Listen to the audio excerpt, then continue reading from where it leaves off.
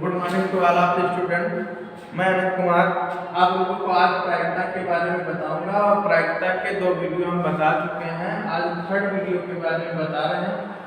और इससे पहले मैंने 16.2 एक्सरसाइज के बारे में चर्चा की थी और आज 16.3 एक्सरसाइज के बारे में चर्चा करने से पहले हमने कुछ फार्मूले लिखे हैं जो 16.3 के क्वेश्चन सॉल्व करने में बहुत ही सहायक होंगे। अतः इन फार्मूलों पर आप ध्यान देंगे और इससे संबंधित क्वेश्चन हम लगाएंगे।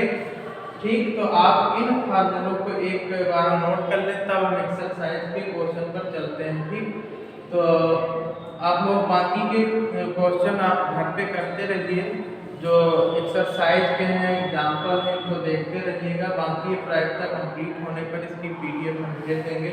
तो ये फार्मूले आप लोग नोट कर लेंगे, उसके बाद हम क्वेश्चन पे चलते हैं। तो नोट कर लीजिए।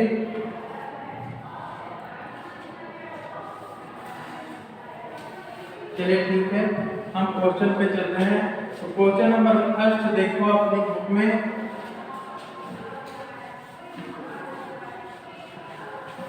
(16.3) का क्वेश्चन नंबर 1 कहता है कि माना किसी अदृश्य परीक्षण में प्रतिदर्श समष्टि S बराबर दिया गया है एव W1 W2 से लेकर के W6 तक।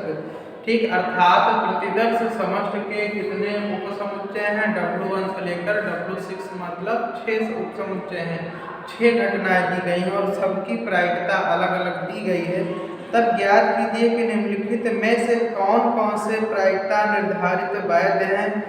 कहने का मतलब इसके कई भाग अर्थात ई पार्ट दिए गए हैं और इसमें से बताना है कि कौन कौन सी प्रायिकताएं वैध हैं। वैध का मतलब ये होता, हमने बताया, हमने इस फार्मूले में इसीलिए लिखवाया है कि किसी भी प्रायिकता की जो वैल्यू होती है वो 0 से लेकर 1 के बीच में, 0 से 1 तक होती है, उसके ऊपर नहीं हो सकती है। ठीक, तो ये सारी इसी समुच्चय प्रतिदर्श समष्टि की सारी प्रायिकताएं दी गई हैं, सारे उपसमुच्चयों की, सारी घटनाओं की। अगर इन सारी घटनाओं के प्रायिकताओं का योग 1 आ जाए या फिर 1 से कम आ जाए, तब हम कहेंगे कि ये प्रायिकताएं वैध है। ठीक, अन्यथा वैध नहीं होंगी। तो इससे पहले हमने फार्मूला लिखवा दिया था इस क्वेश्चन को करने से पहले, और उसका लास्ट फार्मूला यही हमने लिखा है कि अगर किसी प्रतिदर्श समष्टि की n संभावनाएं या फिर n घटनाएं हैं तो उसमें सभी घटनाओं का की प्रायिकताओं का जो योग होगा वो कितना होगा? 1 के बराबर होगा। अर्थात हम पहला क्वेश्चन देखते हैं तो पहला क्वेश्चन में 5 पार्ट हैं। हम एक पार्ट इसमें बताने की जरूरत है कौन कौन से वैध, सिर्फ हम निकाल लेंगे सभी का योग।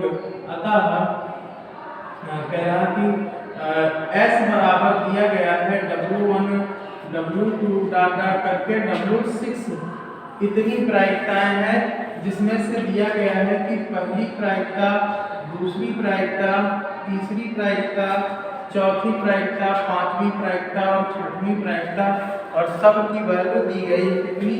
1/6 1/6 1/6 1/6, सबकी शायद बराबर ही है। और 1/6 अगर इनको हम ऐड करेंगे तो ऐड करने पर देखते हैं हमें कितनी प्रायिकता मिलती है। यह है कि 6/6 बराबर 1। तो लिखेंगे अतः एक पार्ट है, अतः प्रायिकता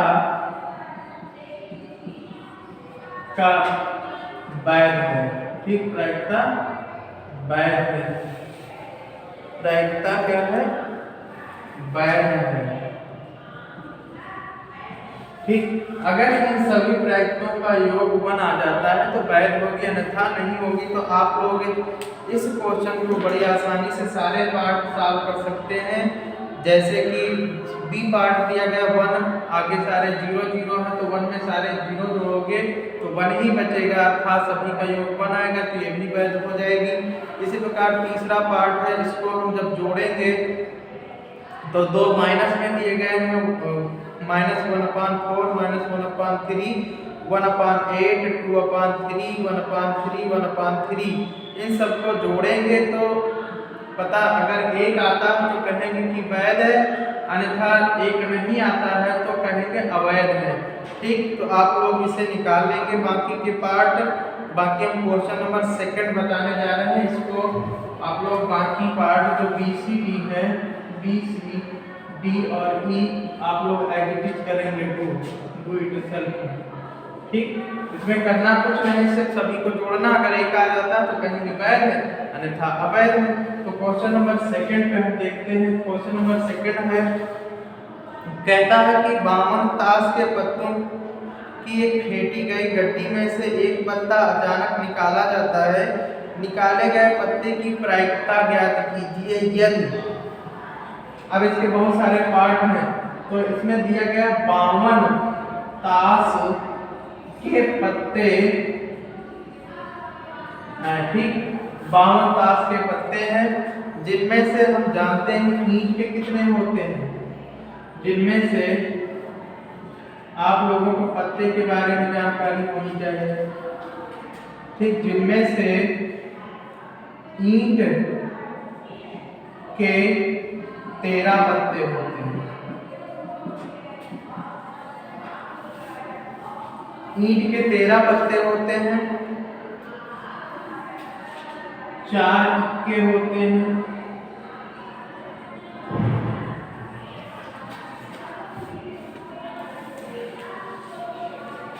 26 काले रंग के पत्ते होते हैं,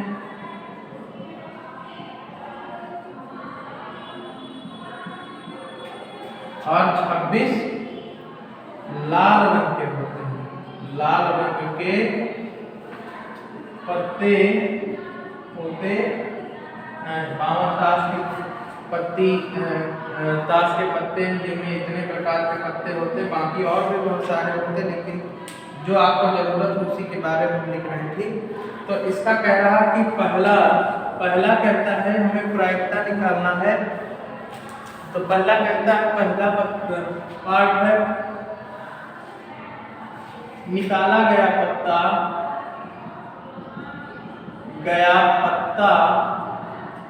ईंट का है। तो निकाला गया पत्ता ईंट का है, अर्थात इसकी प्रायिकता हो जाएगी। तो इसकी प्रायिकता क्या हो जाएगी? प्रायिकता हमने बताया था कल कि अनुकूल परिस्थितियां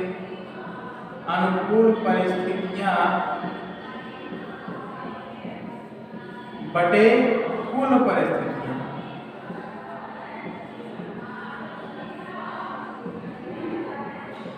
तो अनुकूल भाई कितनी है? अनुकूल परिस्थितियां मीन्स ईंटे की अनुकूल परिस्थितियां का मतलब होगा ईंटे के पत्ते कितने हैं। टोटल ईंटे के पत्ते कितने? 13 हैं। और इसमें से कुल परिस्थितियां में से 52 में से 13 है, तो कुल परिस्थितियां 52 है। अर्थात इसे भाग करेंगे 13 का नाम 13 चौको 52, तो 1/4 हो जाएगी प्रायिकता। ठीक, बी पार्ट है, कहता है कि पत्ता इक्का नहीं है, अर्थात पत्ता इक्का नहीं है। तो सबसे पहले आप क्या निकालेंगे? पहले इक्का है, फिर 1 से घटा देंगे तो इक्का नहीं का निकल आएगा। जैसे मैंने एक फार्मूला भी लिखा था, फार्मूला नंबर सेकंड। कहा पत्ता इक्का नहीं है, तो सबसे पहले निकालेंगे पत्ता इक्का होने की प्रायिकता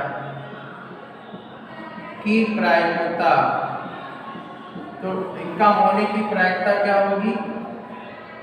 इक्का कितने होते हैं? 4 हमने लिख दिया है। तो टोटल कितने होते हैं? 52। तो 1/13 13 चौको 52 होता है। ठीक, 4 13 52, तो 1/13 हो जाएगी। तो इक्का ना होने की प्रायिकता, अतः इक्का ना होने की प्रायिकता, इक्का ना होने की प्रायिकता क्या हो जाएगी? 1 माइनस होने की प्रायिकता मतलब 1/13, और 1 घटाएंगे तो 12/13 आ जाएगी इक्का ना होने की प्रायिकता। उसके बाद अब आप लोग इतना नोट कर लें तो आगे हम बताते हैं।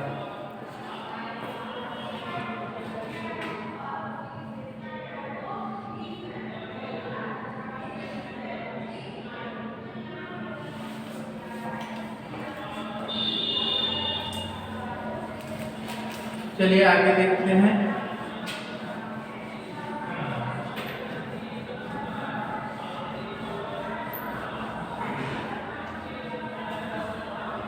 आगे है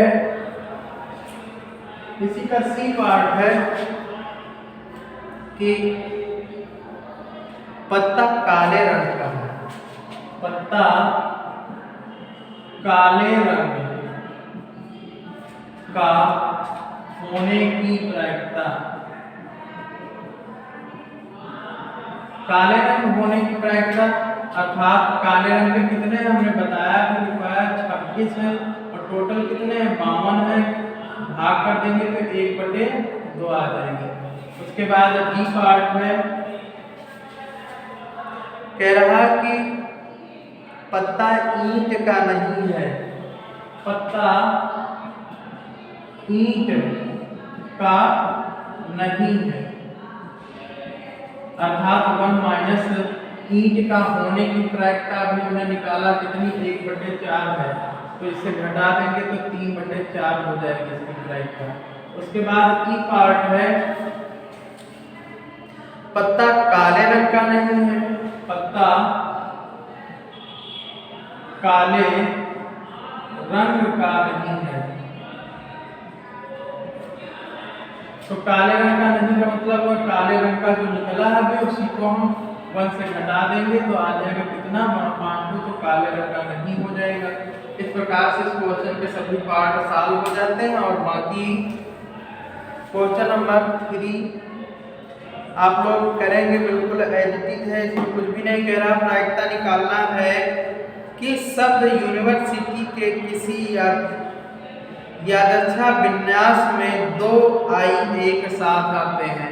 तो सबसे पहले इनमें कुल परिस्थितियां हो गई, यूनिवर्सिटी में कितने शब्द हैं अर्थात 10 शब्द हैं, तो कुल परिस्थितियां हो गई 10 और आई कितने हैं 2 हैं अर्थात अनुकूल परिस्थितियां हो गई 2। तो इसका जो प्रायिकता निकालना है तो 2/10 और 1/5 आ जाएगी इसकी प्रायिकता, बस इसमें और कुछ नहीं, इसको आप लोग स्वयं करेंगे। अगला क्वेश्चन नंबर 4 है, क्वेश्चन नंबर 4 है कहता है एक अभिनत सिक्का जो 2 बार उछाला जाता है कम से कम एक चित्त प्राप्त होने की प्रायिकता ज्ञात कीजिए। चलिए इसको नोट कर लें तो हम नेक्स्ट क्वेश्चन बताते हैं।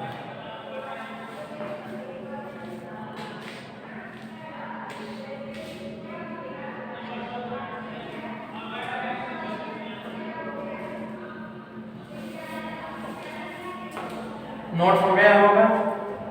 चलिए नेक्स्ट क्वेश्चन, क्वेश्चन नंबर 4 आप लोग हम बता दे रहे हैं, थर्ड आप लोग स्वयं करेंगे।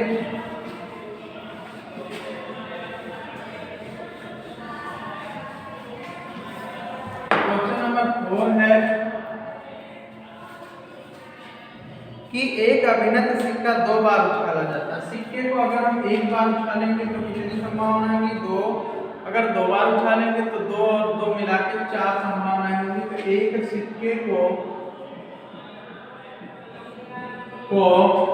2 बार उछालने पर प्राप्त संभावनाएं,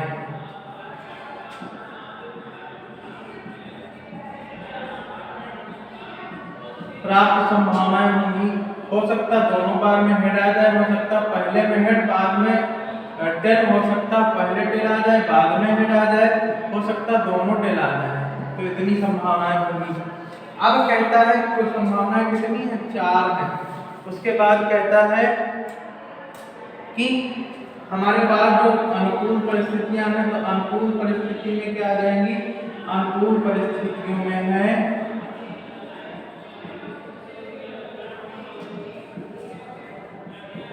अनुकूल परिस्थितियों में है कि कम से कम एक चित्र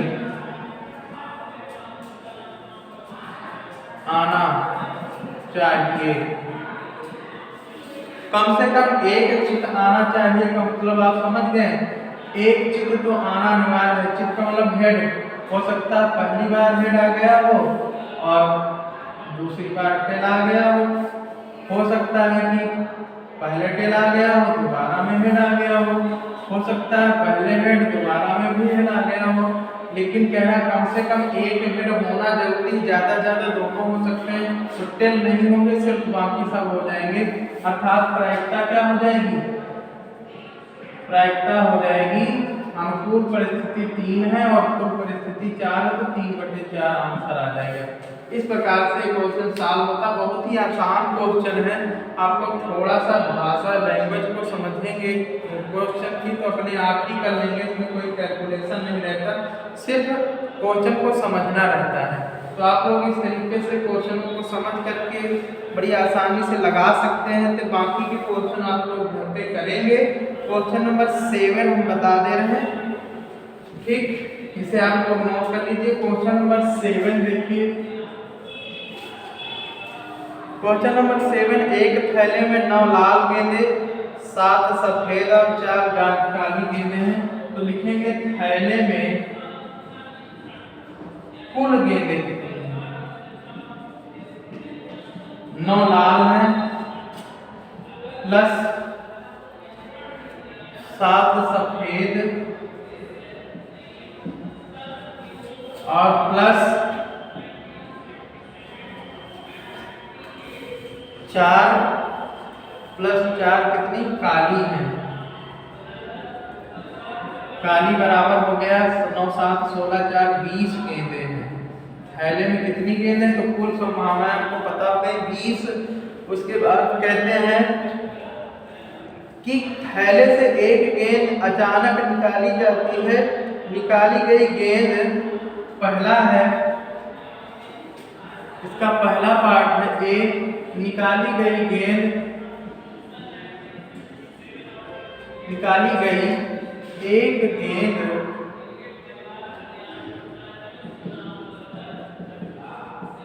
गेंद क्या होनी चाहिए, सफेद होनी चाहिए, सफेद। तो एक गेंद सफेद होने की अनुकूल परिस्थितियां कितनी हो सकती हैं, सफेद कितनी 7 है, तो अनुकूल परिस्थितियां 7 होंगी। तो इसकी प्रायिकता क्या हो जाएगी, प्रायिकता हो जाएगी अनुकूल परिस्थिति में 7, टोटल परिस्थितियां 20 है, तो 7/20 आ जाएगा। इसका बी पार्ट है, कह रहा निकाली गई गेंद, निकाली गई एक गेंद क्या होनी चाहिए, आपकी काली होनी चाहिए। एक गेंद काली, तो काली की प्रायिकता संभावना कितनी 4 है, तो प्रायिकता क्या हो जाएगी, प्रायिकता हो जाएगी अनुकूल 4 है, टोटल कितनी है 20 है, कट हो जाएगा तो 1/5। उसके बाद सी कहता है कि लाल या काली होने की प्रायिकता। एक गेंद लाल या काली होने की प्रायिकता, तो लाल या काली का मतलब हो गया या तो लाल भी हो और या काली हो, तो दोनों का या का मतलब ऐड होता है और का मतलब होता है मल्टीप्लाई। तो लाल का मतलब हो गया, लाल कितनी है 9 है, और या काली कितनी है 4 है, और कुल कितनी है 20 है, तो 9 4 13/20, और यही हो जाएगा प्रायिकता। एक गेंद लाल या फिर काली होने के आप इसे नोट कर लीजिए। बाकी आगे क्वेश्चन देखते हैं।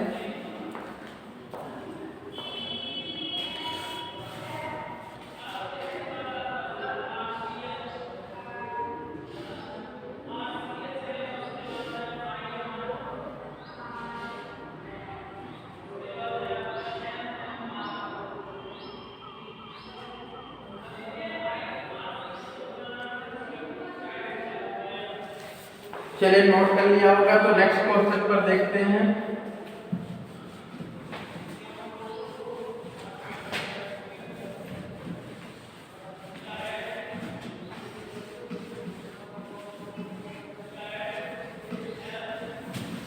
नेक्स्ट क्वेश्चन है क्वेश्चन नंबर 7, 5, 6 आप लोग करेंगे। उसके बाद 7 मैंने बता दिया है। 8 भी आप लोग ही करेंगे। कह रहा है 30 दिन वाले किसी महीने में 5 रविवार होने की प्रायिकता। तो सबसे पहले आपको पता है कि एक महीने में 30 दिन है मान लीजिए, तो उसमें सप्ताह कितने होंगे 4 होंगे। ठीक, सप्ताह कितने होंगे? 4। 4 का मतलब हो गया 7 से भाग करेंगे तो 7 चौक 28 बचेंगे। कितने शेष दिन बचेंगे? 2। ठीक, तो दोनों शेष दिनों में रविवार होने की प्रायिकता तो संभावनाएं तुम्हारी कितनी है? 2। और सप्ताह में कितने दिन होते हैं? कुल 7।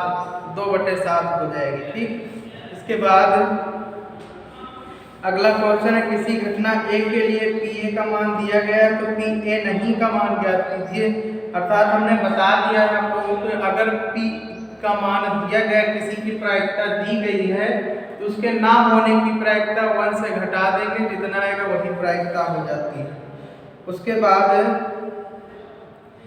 क्वेश्चन नंबर 11 है। देखिए क्वेश्चन नंबर 11 हम बता दे रहे हैं कि दो घटनाएं ए तथा बी इस प्रकार दी गई हैं कि पी ए और पी बी तथा पी ए और बी, ए और बी का मतलब इंटरसेक्शन।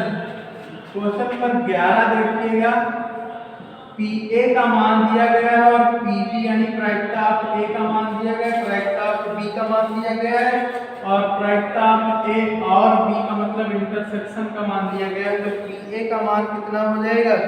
पी ए का मान होगा 0.30, पी बी का मान दिया गया है 0.45 और उसके साथ साथ ए इंटरसेक्शन बी का मान दिया गया 0.22 ये दिया गया है। ठीक, उसके बाद कहता है निम्नलिखित प्रत्येक को ज्ञात कीजिए। तो कह रहा कि पहला पॉइंट इसका पी ए नहीं का मान करना है, ए नहीं का मान। ठीक, ए नहीं का मतलब हो गया कि 1 माइनस पी ए का मान। हमने बताया कि नहीं कहता तो 1 से घटा दीजिए जो है, अर्थात 1 माइनस 0.30 0.70 आ जाएगा। उसके बाद दूसरा पॉइंट कहता है पी बी नहीं का, बी नहीं का मतलब हो गया बी से घटा देंगे 1 माइनस बी को सब्ट्रैक्ट कर देंगे तो आ जाएगा बी नहीं कितना 0.45 है, अर्थात आ जाएगा 0.55। उसके बाद सी पार्ट है, सी पार्ट है कि ए या बी। तो पी ए या बी का मतलब हो गया पी ए यूनियन बी, और ए यूनियन बी का हमने फार्मूला आप लोगों को बताया है कि P A plus P B minus P A intersection B. अर्थात हमारे पास पी ए का मान 0.30 है, पी बी का मान 0.45 है, माइनस पे इंटरसेक्शन बी का मान 0.22 है। तो इसको ऐड करेंगे तो आएगा 0.75 माइनस 0.22, सब्ट्रैक्ट करेंगे तो 5 से 2 जाएगा तो 3 और 7 से 2 जाएगा तो 5.53 आ जाएगा पी ए या बी का मान। उसके बाद अगला है डी पार्ट। इसका डी पार्ट कहता है कि डी पार्ट में है कि पी ए नहीं और बी नहीं का मान निकालना है। पी ए नहीं और बी नहीं का मान ज्ञात करना है। अर्थात P of A bar intersection P B bar, bar हमने इसलिए लगा दिया क्योंकि पी ए नहीं को पी ए बार से भी कह सकते हैं, इसको इससे भी पी ए बार और इसको पी बी बार से।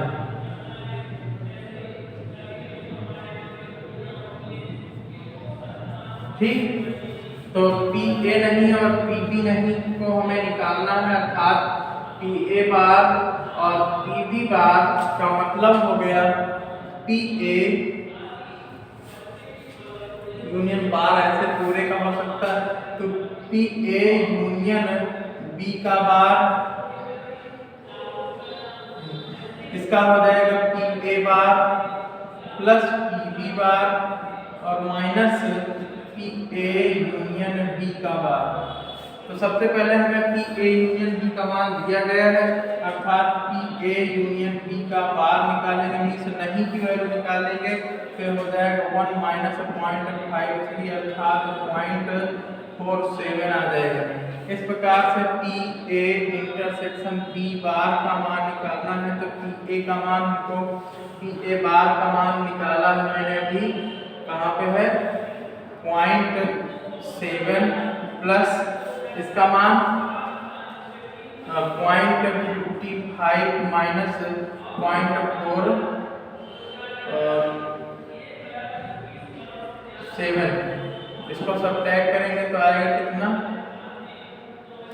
0.7570 प्लस इससे घटाएंगे तो 0.8 आएगा, 08 अर्थात 0.78 आ जाएगा आंसर पी ए बार नहीं का। ठीक, तो 0.87 इस तरीके से आप इसे नोट कर लीजिए।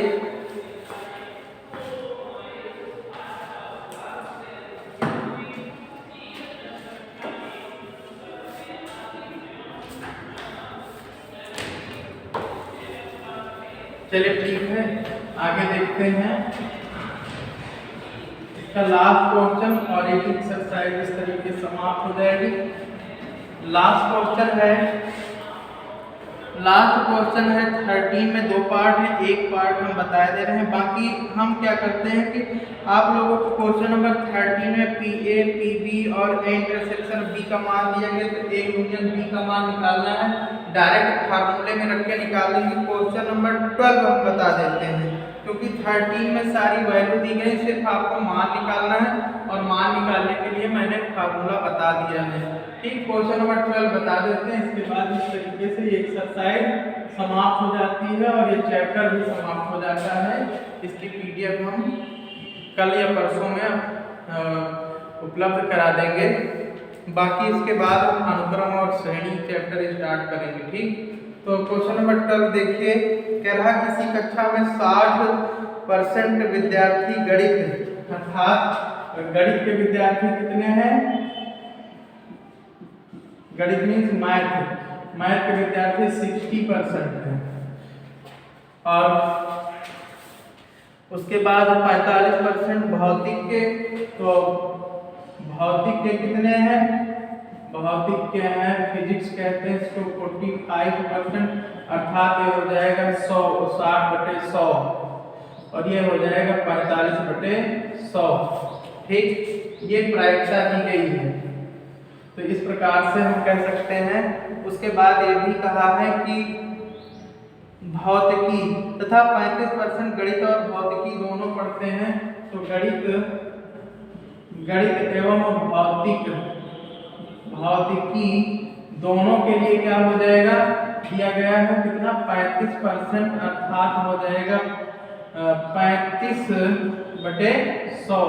तो कहा जाए तो इससे हम कह सकते हैं कि ये पीएम का मान है 60/100, ये पी का मान फिजिक्स ये हो जाएगा 45/100 और ये हो जाएगा एम इंटरसेक्शन पी का मान दिया गया है 35/100।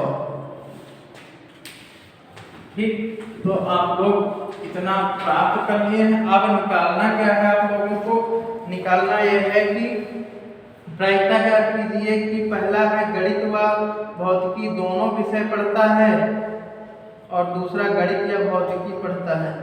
तो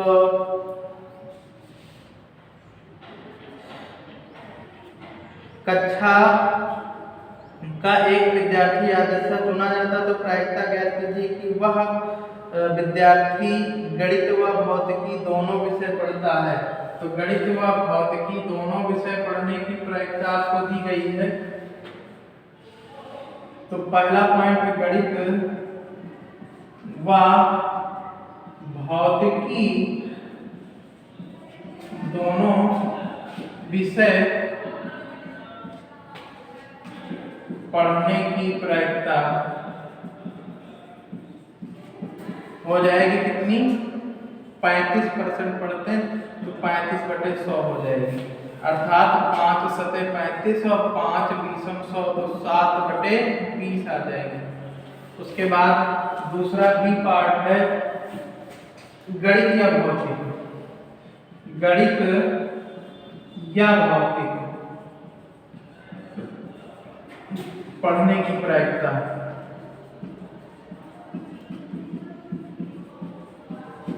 तो ये हो जाएगा P ऑफ गणित means math union of P।